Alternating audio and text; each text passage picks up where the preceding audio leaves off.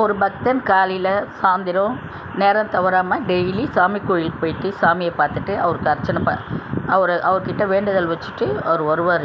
அவர் எப்படி 3 வேளை சாப்பிட்றோமோ அது மாதிரி ஒரு நாளைக்கு ஒரு வாட்டினா போய் கடவுளை தரிசனம் பண்ணிவிட்டு கடவுள்கிட்ட அவரோட கோரிக்கையை வச்சுட்டு வருவார். நான் இந்த பூமியில் இவ்வளோ கஷ்டப்படுறேன் கடவுளே, எனக்கு ஒரு நல்ல சந்தோஷமான வாழ்க்கையை தான் அப்படின்ற மாதிரி அவரோட வேண்டுதல் கடவுளை பார்த்துட்டு டெய்லி இந்த கோரிக்கையை வச்சுட்டு அவர் வீட்டுக்கு வந்துட்டு படுத்துருவார். இப்படியே அவர் போயிட்டுருக்கும்போது ஒரு நாள் கடவுள் அவருக்கு நேராக காட்சி தராரு. உனக்கு என்ன வேணும் வரம் கேளு நான் தரேன்னு சொல்கிறாரு. அப்போது அந்த மனிதன் என்ன யோசிக்கிறான், கடவுளே நம்ம கூட இருந்துட்டா நம்மளுக்கு எப்பயுமே சந்தோஷமாக இருக்கும் அப்படின்ட்டு நினச்சிட்டு நீங்கள் தான் வேணும், நீங்கள் எப்போதும் என் கூட இருக்கணும் அப்படின்னு வரம் கேட்குறாரு. அப்போ கடவுளும் ஓகே சொல்லிவிட்டு கடவுள் இவர் கூட வந்துடுறாரு. வரும்போது அப்போ அந்த பக்தனுக்கு அப்பப்போ டவுட் வரும், கடவுள் நம்ம கூட தான் இருக்கிறாரா அப்படின்னு திரும்பி பார்ப்பார்.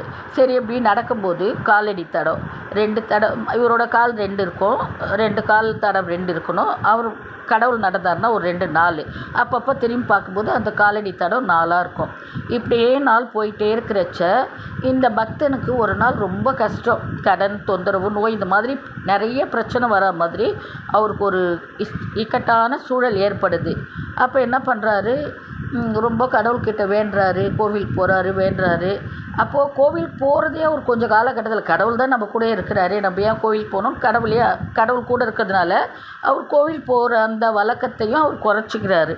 அப்போ ஒரு கஷ்டம் வரும்போது அவர் யோசிக்கிறாரு, ஐயோ நான் என்ன பண்ணுறது கடவுளே அப்படின்னு. அப்போது அவருக்கு டவுட் வருது, கடவுள் இப்போ நம்ம கூட இருக்கிறாரா, கடவுள் நம்ம கூட இருந்தால் நம்மளுக்கு ஏன் இவ்வளோ கஷ்டம் வரும் அப்படின்னு திரும்பி பார்க்குறாராம். அவர் நடந்து போயிட்டே இருக்கிறாரு. அப்போ திரும்பி பார்க்குறாராம், காலடி தடம் இல்லை, 2 தான் இருக்குது.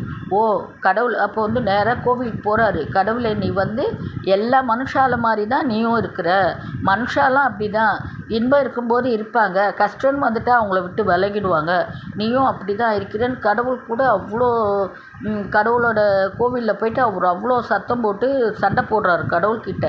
அப்போது கடவுள் நேராக திரும்பவும் கடவுள் அவர் எதிர்க்க சொல்கிறாரு, நீ நல்லா பார்த்தியா தடம் இருந்ததா, காலடி தடம் நான் பார்த்தேன் கடவுளே, 2 தடம் தான் இருந்தது அப்படின்னு. அந்த 2 தடம் உண்டா எந்தா அந்த காலடி தடத்தை பார்த்தியா, இல்லையே நான் பார்க்கலையே. அப்போது அவர் சொல்கிறாரு, நீ ரொம்ப கஷ்டத்தில் சோர்வாக இருந்த, நீ நடக்கிறதுக்கே ரொம்ப நடக்கிறதுக்கே உன்னால் முடியாமல் ரொம்ப சோர்ந்து போயிருந்த, அதனால நான் உன்னை தோளில் தூக்கிட்டு வந்தேன், உன்னை தோளில் தூக்கிட்டு வந்தபோது என்னோடய காலடி தடம் தான் அதில் பட்டுது அப்படின்னு சொல்கிறாரு. யாருக்குமே அவங்களோட பிறவி பயனுக்கு ஏற்று தான், கர்மாவுக்கு ஏற்று தான் இன்பமும் துன்பமும் வரும். கடவுள் நம்ம கடவுளை வணங்கும்போது அதை வேணால் கொஞ்சம் தள்ளி போட முடியும். இப்போ நம்ம கடவுளை கும்பிட்டுட்டோன்றதுக்காக நம்மளுக்கு மரணமே வரக்கூடாது அப்படின்னு சொன்னால் முடியுமா? அவங்களுக்கு ஏற்ற கர்மா பயனால் தான் நம்மளுக்கு எல்லாமே நடக்குது. இதை நம்ம கடவுளை கெட்டியாக பிடிச்சிக்கும் போது அந்த கர்ம பயனிலேருந்து நம்ம அந்த நேரத்துக்கு தப்பிச்சு நம்ம சந்தோஷத்தை அனுபவிக்கலாம். ஆனால் முற்றிலும் எனக்கு இந்த கர்மாவே எனக்கு நடக்கக்கூடாது, நீங்கள் கடவுள் வந்துடணும் இவன் நினச்சது தப்பு. அது மாதிரி தான் மனுஷால்கிட்டையும் இப்போ சொந்தக்காரங்க கஷ்டம் வந்தால் போயிடுறாங்க, நம்மக்கிட்ட இன்பம் இருக்கும்போது இருக்கிறாங்க நினைக்கிறதும் தப்பு. அவளுக்கு ஒவ்வொரு சூழ்நிலை அவளுக்கு அமையும். அந்த மாதிரி தான் எல்லாருமே அந்தந்த நேரத்தில் அப்படி இருப்பாங்க. கடவுள் எப்பயுமே நம்ம கூட தான் இருக்காரா இல்லையான்னு சந்தேகப்பட்டு நம்ம வாழ்நாளை கழிக்கிறதை விட கடவுள் நம்ம கூட தான் இருக்கிறாரு, எதுனா வரட்டும் என்னை கடவுள் பார்த்துப்பாரு, நீங்கள் போயிட்டே இருங்களேன், உங்களுக்கு வர துன்பத்தை கூட துன்பம் இல்லாமல் ஆகாது, ஆனால் துன்பத்தை சமாளிக்கிற திறனை கடவுள் நமக்கு தருவார்.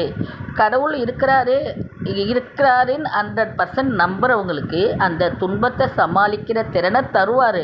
கடவுள் இருக்கிறாரா இல்லையா விதாண்டாவாதம் பேசின்னு இருக்கிறவங்களுக்கு அந்த கடனோ கஷ்டமோ நோயோ இருந்தால் அதை சமாளிக்கிற திறமை கூட அவங்களுக்கு கிடைக்காது.